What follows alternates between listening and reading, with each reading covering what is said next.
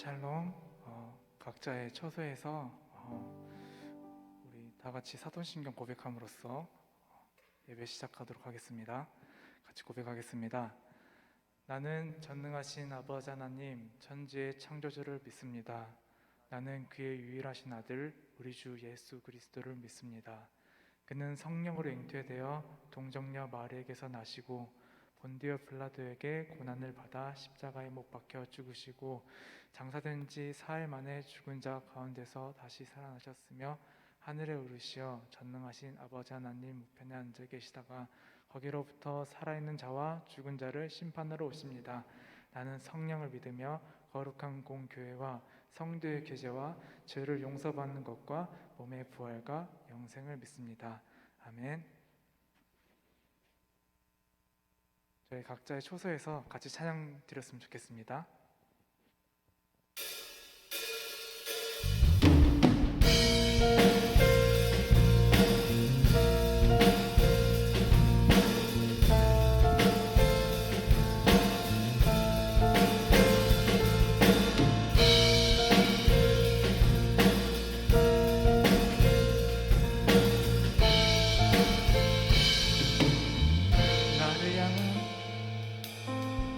나를 향한 주의 사랑 산과 바다에 넘치니 내 마음 열 때 주님 나에게 참 자유 주셨네.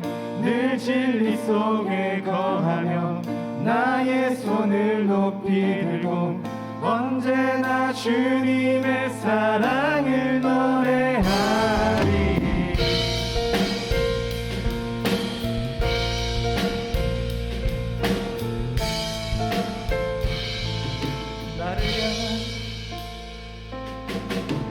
나를 향한 주의 사랑 산과 바다에 넘치니 내 마음 열 때 주님 나에게 참 자유 주셨네. 늘 진리 속에 거하며 나의 손을 높이 들고 언제나 주님의 사랑을 노래하리. 주의 사랑 노래하리라. 영원토록 노래하리라. 주의 사랑 노래하리라. 영원토록 노래하리라. 주의 사랑 노래하리라. 영원토록 노래하리라. 주의 사랑 노래하리라. 영원토록 노래하리라. 내가 춤을 출 때 다 비웃겠지만 그들도 주 알게 되면 함께 기뻐 춤을 추게 되리. 내가 춤을 출 때 다 비웃겠지만 그들도 주 알게 되면 함께 기뻐 춤을 추게 되리.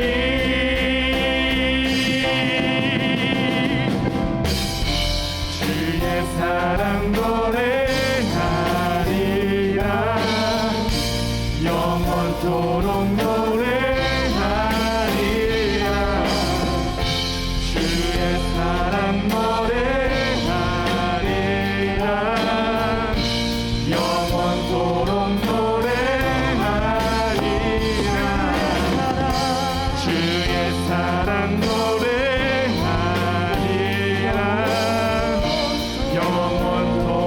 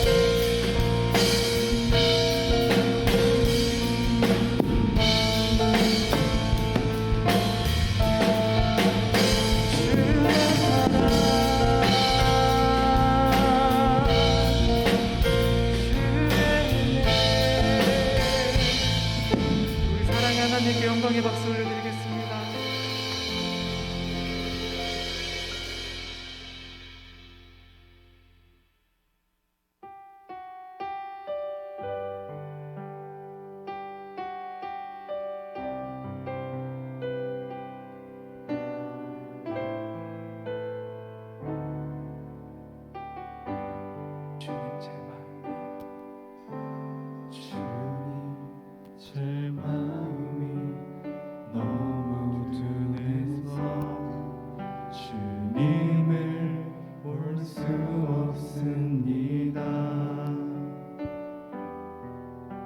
이 땅에서 가요 이 땅만 보다가 주님 손을 놓쳤습니다. 나는 나그네로 왔는데 왜 주저앉게 되었나. 나는 청지기인데 언제부터 내 삶의 주인이 되어버렸나.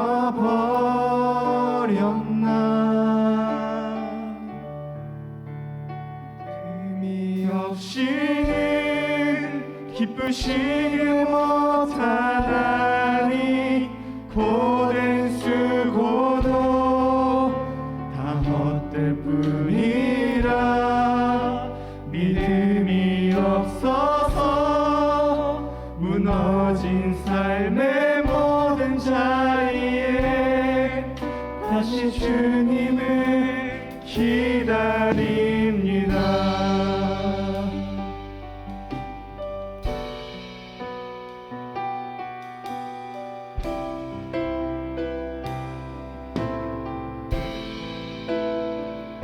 처음부터 고백하겠습니다.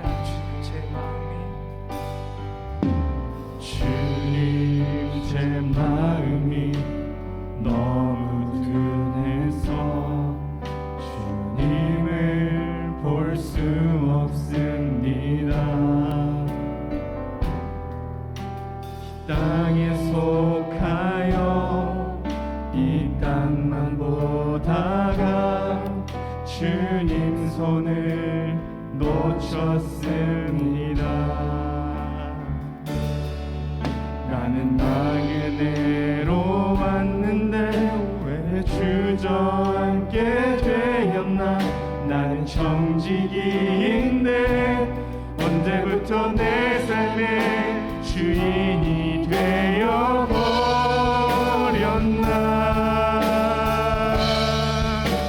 믿음이 없이는 기쁘시게 못하나니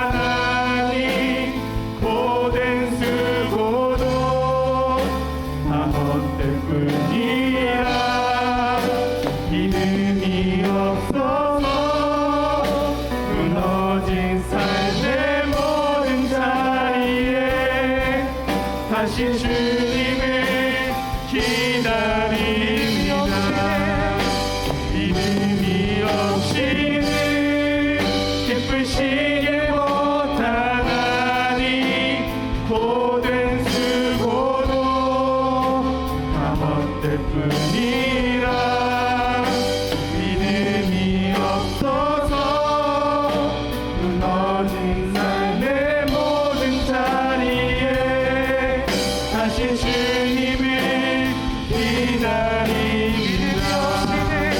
믿음이 없이는 기쁘시게 못하나니 고된 수고도 다 헛될 뿐이라.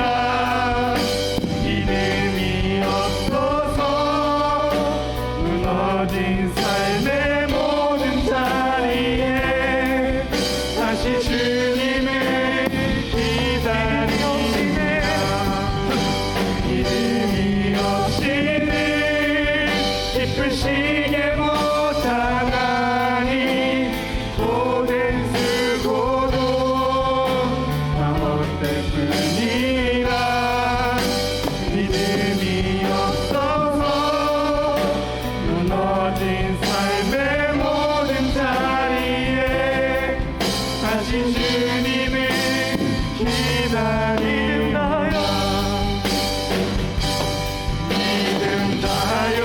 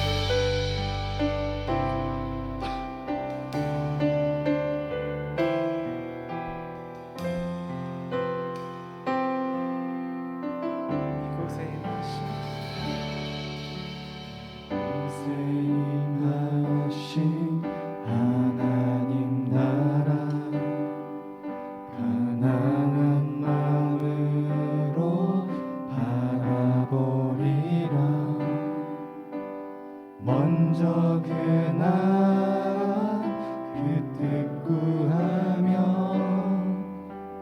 나의 삶 드리리. 주님이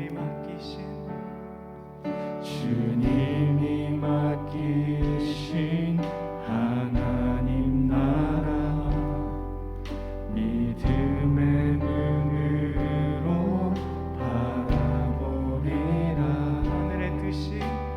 하늘의 뜻이 이 땅 가운데 완성될 그날까지 믿음하여 그 위에 서리라. 하나님의 나라는 무너지지 않으리. 믿음하여 그 나라 세워가리라. 주님 곧 오실 때까지 믿음하여 그 위에 서리라. 하나님의 나라는 무너지지 않으리. 믿음하여 그 나라 세워가리라. 주님 곧 오실 때까지 믿음하여 그 위에 서리라. 하나님의 나라는 무너지지 않으리. 믿음하여 그 나라 세워가리라. 주님 곧 오실 때까지 믿음하여 그 위에 서리라. 하나님의 나라는 무너지지 않으리. 믿음하여 그 나라 세워가리라. 주님 곧 오실 때까지. 이 시간 다 같이 기도합시다. 우리는 현재 코로나 상황 가운데서 각자의 처소에서 주님을 찬양하며 예배드립니다. 코로나 상황을 핑계대며 주님을 찾기를 멀리하거나 주님을 찾지 않을 때도 있었습니다. 주님이 없는 삶, 내가 주인이여 사는 삶, 믿음이 없어서 무너진 나의 삶에서 다시 주님을 찾겠다고 주님 도와주십시오. 주님 찾습니다. 우리 같이 이 시간 동안 각자의 처소 가운데서 기도드리겠습니다. 하나님 감사합니다. 우리가 코로나 상황 가운데서 각자의 처지에서 주님을 부르짖으며 주님을 찾으러 나갑니다. 주님 우리가 코로나 상황을 핑계대며 주님 우리가 주님을 찾지 않을 때가 너무나 많습니다. 하나님 우리가 주님을 찾게 되며 찾으러 나갈 수 있는 하나님의 하나님의 주시옵시고 모든 상황 가운데서도 주님을 찾으며 나아갈 수 있는 하나님의 모든 일이 수 있도록 시작을 주옵소서. 각자의 상황 가운데서 어려운 일들이 있을 때마다 주님을 찾을 수 있고 하나님을 찾으러 나아갈 때 그냥 나의 삶을 붙들어주신 하나님을 다시 한번 찾으며 하나님의 나라가 절대로 무너지지 않음을 우리가 삶에서 경험하고 체험할 수 있도록 주의 아버지 이런 상황을 주의 아버지 우리에게 허락하여 주시옵소서. 네, 감사합니다.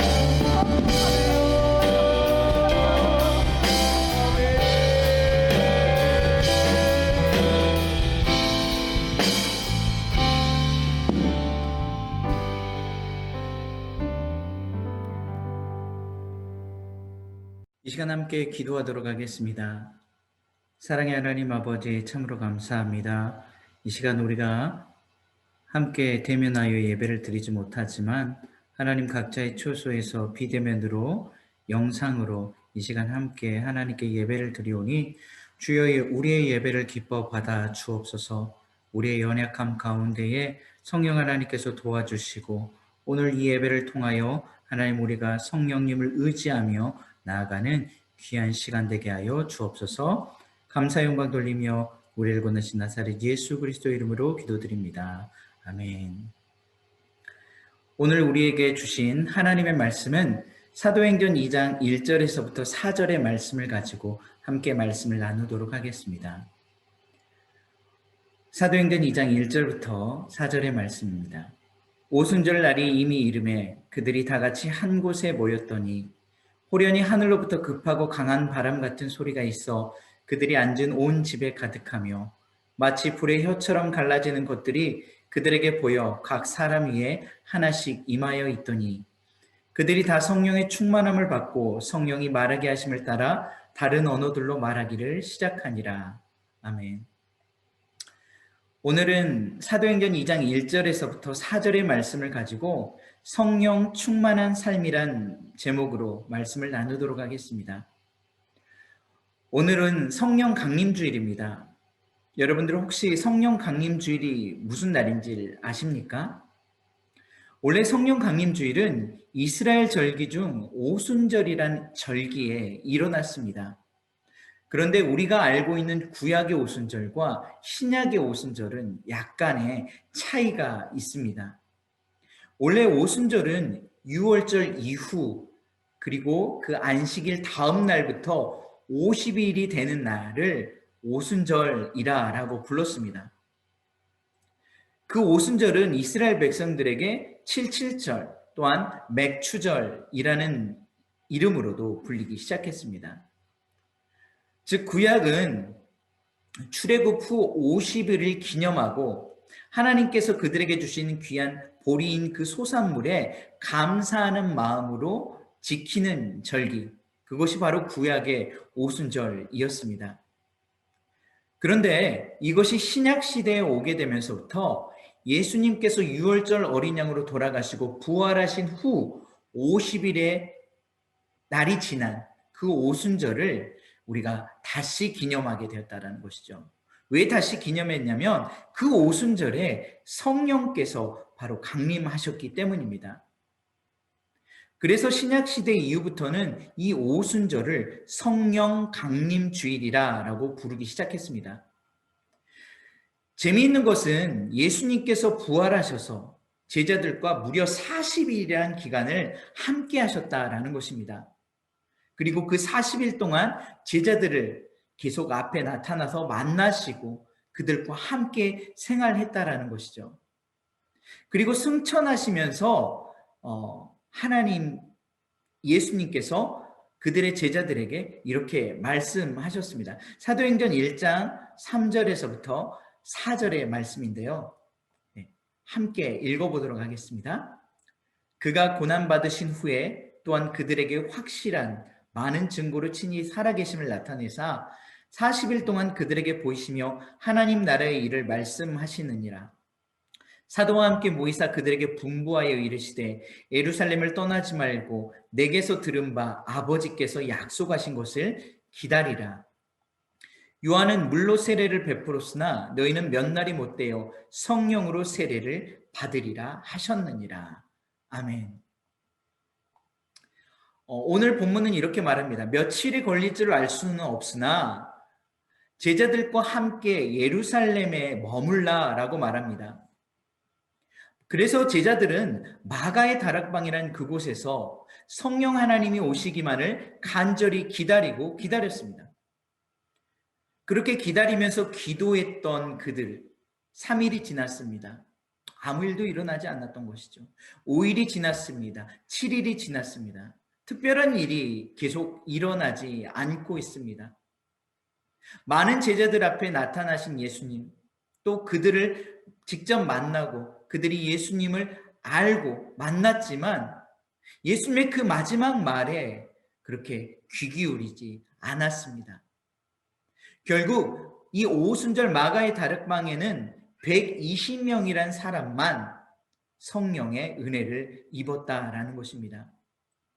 분명 1장 5절은 몇 날이 못 되니까 기다리라 라고 말했습니다. 성령의 세례를 받으라 라고 말했습니다. 그런데 기다리지 못하고 받지 못한 사람이 우리가 알고 있는 사람의 수보다 훨씬 더 많았다라는 것입니다. 우리는 성령 받기를 원합니다. 하지만 그날이 도대체 언제 올지 모르기에 기다리는 것을 주저할 때가 참 많습니다. 그럼에도 불구하고 기다린 자는 성령 세례를 받았다라는 사실을 오늘 여러분들이 기억하길 바랍니다. 그리고 기다리지 못하는 자는 성령 세례를 받지 못했다는 사실입니다. 여러분들, 성령 세례 그리고 성령 강림이 왜 그렇게 중요할까요? 성령 강림을 통해 실제로 사도행전이 시작되었습니다. 그리스도의 몸된 주님의 교회가 계속적으로 생기기 시작했습니다. 이처럼 성령 세례는 생명력이 있습니다. 힘이 있습니다. 불가능을 가능케 하는 놀라운 은혜의 역사가 있었습니다. 그들이 받은 성령 세례는 바로 방언이었습니다. 여러분들, 여기에서 나오는 방언은 무엇을 말하고 있습니까? 다른 지방의 언어를 말하고 있습니다.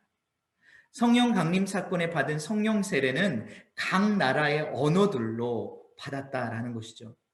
그 언어를 통해서 어찌 보면은 열방으로 복음이 시작되었다라고 말할 수 있을 것입니다. 지금 우리가 생각하는 성령 은사는 무엇입니까? 여러분들이 생각하는 방언은 무엇입니까? 흔히 우리가 말하는 방언, 그 방언은 바로 천사의 방언이다라고 말합니다. 즉, 우리가 알아듣지 못하는 방언을 말합니다. 그래서 고린도전서 12장에 나오는 은사, 그 방언은 통역하는 은사도 있다라고 말합니다. 그런데 이렇게 성령의 은사라고 했을 때 우리는 방언, 애언만 생각하기 참 쉽습니다. 그리고 성령의 은사로서 더 많은 것들이 있음에도 불구하고 우리는 다른 것으로 국한시킬 때가 참 많이 있습니다. 여러분들, 성령의 은사는요, 믿음의 은사도 있고요, 가르침의 은사도 있고, 사랑의 은사도 있고, 돕는 것의 은사도 있다라는 사실입니다. 성령에 관해서 헬라어로는 두 가지 단어를 사용합니다. 첫 번째는 파워, 능력에 의미하는 디나미스라는 단어를 사용하고, 두 번째는 파라클레토스, 곁에서 돕는 자라는 의미를 지니고 사용하고 있습니다. 여러분들, 분명히 기억하시길 바랍니다. 성령 하나님은 힘과 능력이 있으신 분입니다. 우리를 곁에서 도와주시는 분입니다. 게다가 성령 하나님은 예수님이 누구신지를 알게 하시고 하나님의 말씀을 깨닫게 하시는 놀라운 분이시라는 사실입니다. 그런 성령 하나님께서 오늘 마가의 다락방에 임하였습니다. 성경은 기록하기를 불의 혀처럼 갈라지는 것들이 각각의 사람의 머리에 임하였다라고 말합니다. 그렇게 성령이 불같이 임하자 제자들의 삶이 바뀌었습니다. 우유부단했던 제자들, 두려움에 떨었던 그 제자들의 삶이 변화되기 시작했습니다. 예수를 전하지 않고는 이제는 도저히 가만히 앉아 있을 수 없게 되었다라는 사실입니다. 그래서 그들의 삶, 그들의 태도, 그들의 모습이 변하기 시작했습니다. 오늘 본문 내용은 바로 그 내용을 말하고 있습니다. 그리고 그 내용 바로 다음에 베드로의 놀라운 이야기가 등장합니다. 여러분들, 예수님의 12번째 제자 중 가장 첫 번째 제자, 이 베드로란 인물이 어떤 사람입니까? 우리가 흔히 아는 베드로는 성격이 급한 사람입니다. 뱃사람이라 그런지 행동 중심적인 사고를 가진 사람이었습니다. 그런데 그의 삶이 바뀌게 되었습니다. 하나님의 복음을 전하는 자의 삶으로 변화되었습니다. 여러분들, 로마에 가면은 산 조바니인 라테라노 성당이라는 곳이 있습니다. 이 라테라노 성당에는 12명에 대한 이콘상이 있습니다. 그리고 우리가 잘 알고 있는 성 베드로 성당, 뒤에 굉장히 멋있죠? 이 성 베드로 성당에서도 제자들의 이콘상이 함께 있습니다. 이 두 곳에는 각각의 이콘상들이 있는데 똑같은 그림의 형상으로 만들어졌습니다. 그런데 아쉬운 것은 11명의 사도밖에 없다라는 것이죠. 그리고 마지막 12번째 사도로 생각되어지는 사도, 우리가 잘 알고 있는 바울의 이콘상이 바로 이곳에 있습니다.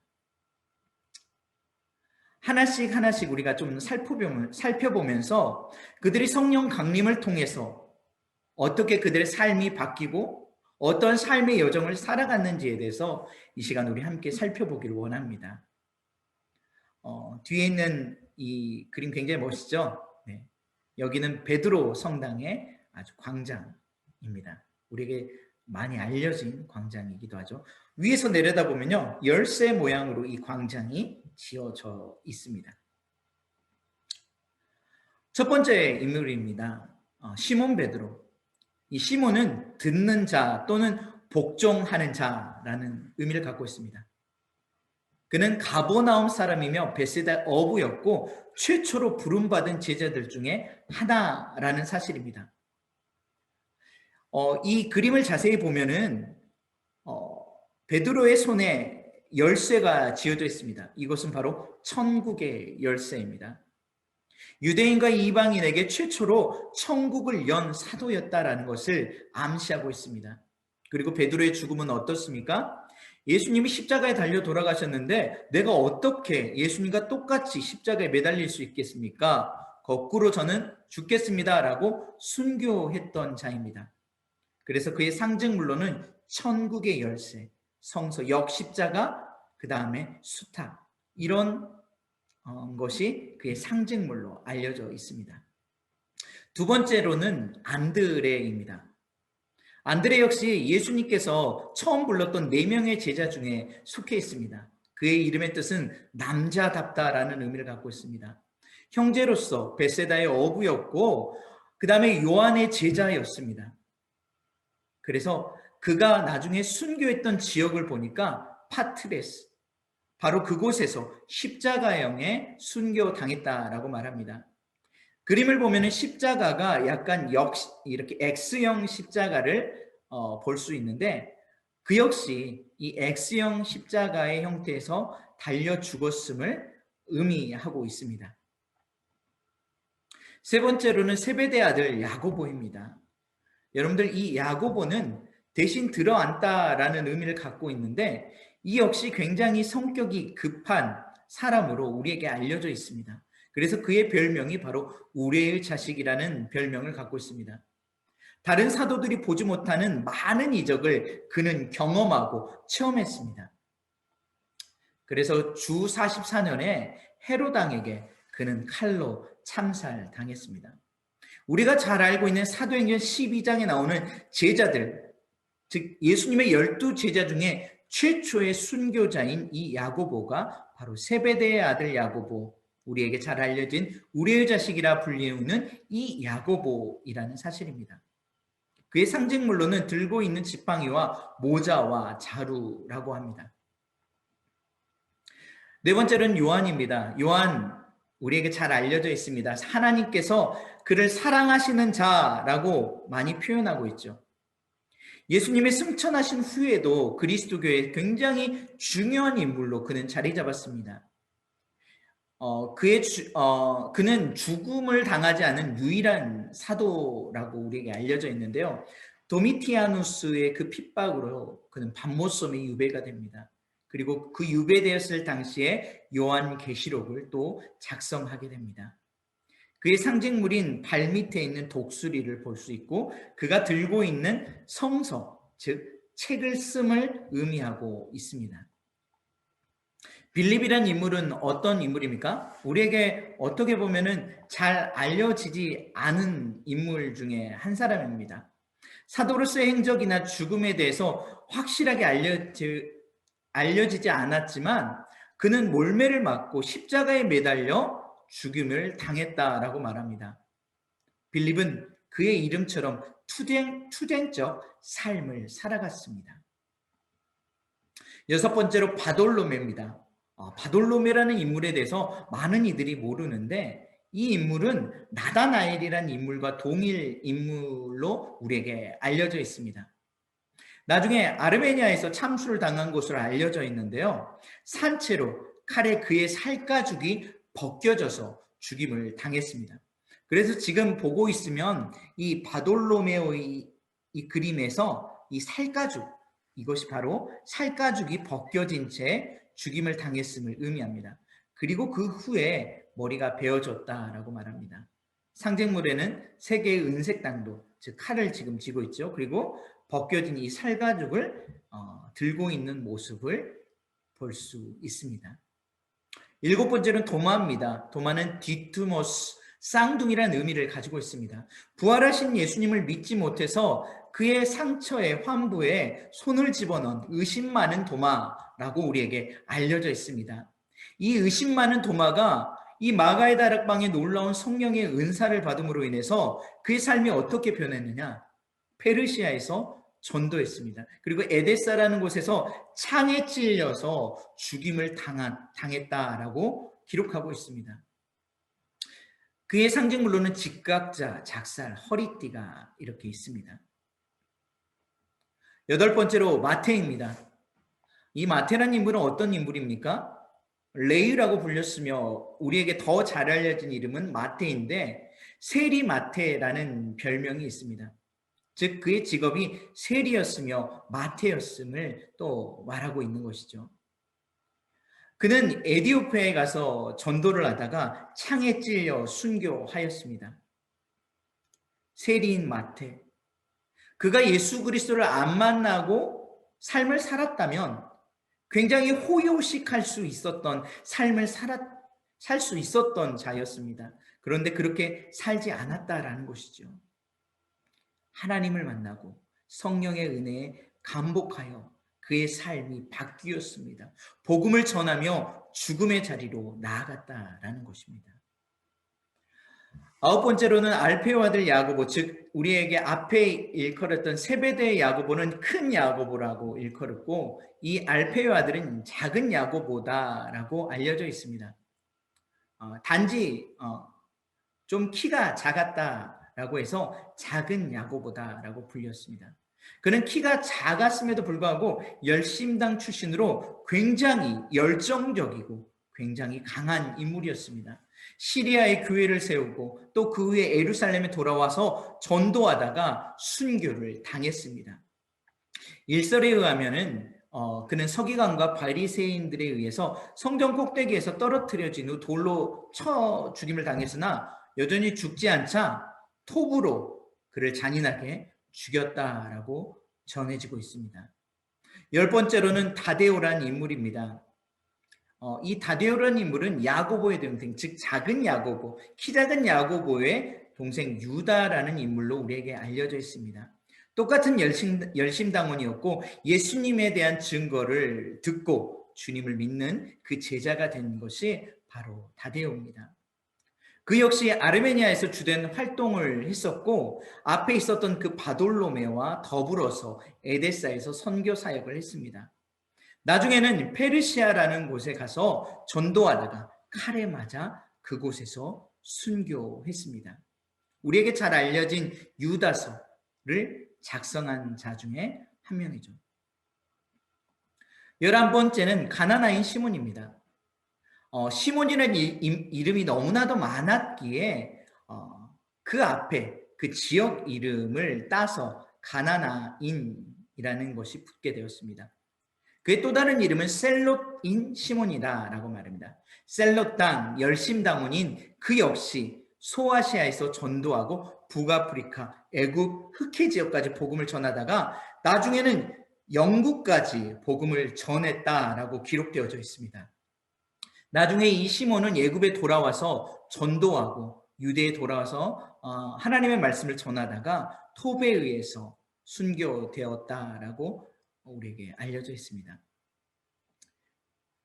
그리고 12번째는 이렇게 바울의 이콘상이 바로 그곳에 있습니다. 예수님을 직접 만난 적이 없는 이 대표적인 제자 중에 한 사람이죠. 그에 대해서 성경은 이렇게 기록합니다. 혈통적으로 아브라함의 씨에서 난 자요 베냐민 지파의 출신이요 난 지 8일 만에 할례를 했고 또한 유대교의 정통했으며 가말리엘 문화에서 교육을 받았으며 로마 시민권을 가진 자였다라고 우리에게 알려져 있습니다. 그는 로마에서 여전히 계속 하나님의 복음을 전파하다가 칼로 목베임을 당하여 죽임을 당하게 됩니다. 나중에 로마에 가면요, 세분수 교회라는 교회가 있습니다. 바로 그곳에서 바로 바울이 이렇게 길로틴이라고 하죠. 단두대에서 목이 이렇게 땡깡 하고 되자 목이 이렇게 3번 머리가 탕탕탕 3번 튀었다라고 합니다. 그 3번 튄 자리에서 분수가 일어나서 세분수 교회라고 불리게 됩니다. 우리가 잘 아는 바울, 그 역시 예수를 만나지 않고 성령 하나님을 만나지 않고서는 그의 삶이 그렇게 바뀔 수가 없게 되었습니다. 앞에서도 말했다시피 그는 유대인 중에 유대인이었고 로마 시민권을 가진 자였고 최고의 스펙을 가진 자였다라는 것이죠. 이러한 인물들이 전부 다 하나님의 복음을 전하다가 순교했다라는 것입니다. 이처럼 이들은 끝까지 자신들에게 주어진 삶에서 하나님의 사명을 감당하고자 했습니다.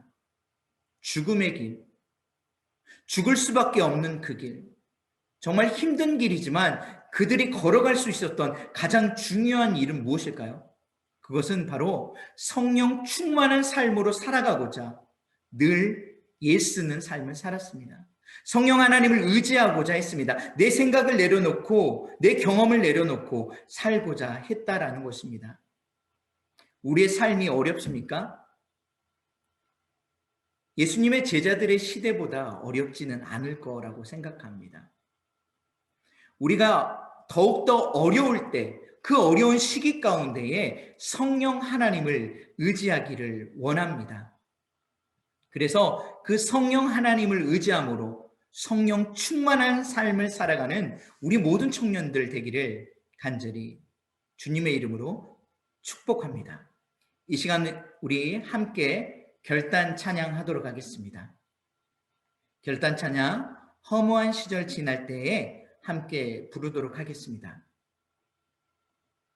허무한 시절 지날 때 기쁜 한숨 내쉴 때 그런 풍경 보시며 간직하는 분 있네. 고와 같이 너희를 버려두지 않으리. 내가 너희와 영원히 함께하리라.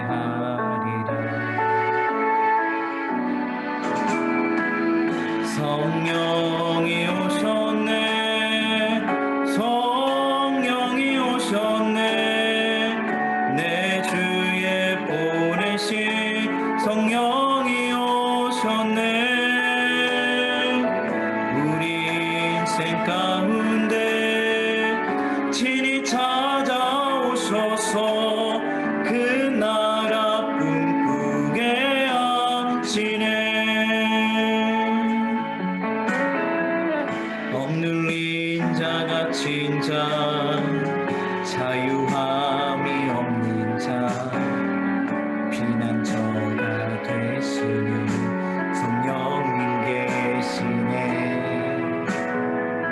주의 영이 계신 곳에 참 자유가 있다네.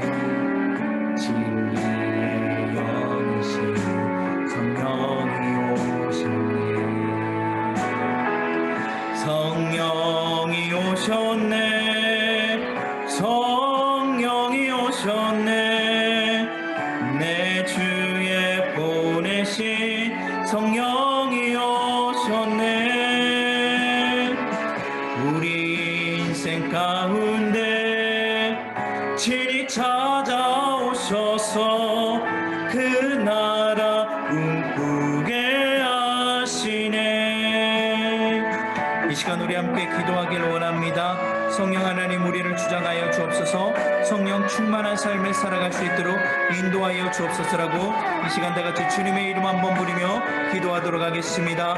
주여, 사랑의 하나님 아버지, 함께하여 주옵소서. 하나님의 그 은혜로 말미암아 우리가 온전하게 살아가기를 간절히 원합니다. 성령 충만한 삶, 성령이 기뻐하는 삶을 하나님 우리가 살아가기를 원하오니 우리 모든 청년들에게 함께하여 주옵소서. 청년들이 있는 그 처소에 주님께서 친히 찾아가 위로하시고 함께하여 주시기를 하나님 간절히 소망합니다. 감사드리며 예수 그리스도의 이름으로 기도드립니다. 아멘. 이제는 우리 주 예수 그리스도의 은혜와 하나님 아버지의 사랑과 성령의 교통하심이 오늘 말씀을 듣고 성령 충만한 삶을 살아가고자 다짐하며 머리 숙인 주의 모든 백성들, 그들의 가정과 그들의 직장과 그들의 삶의 터전 위에 이제로부터 영원까지 함께 하시기를 간절히 축원하옵나이다. 아멘.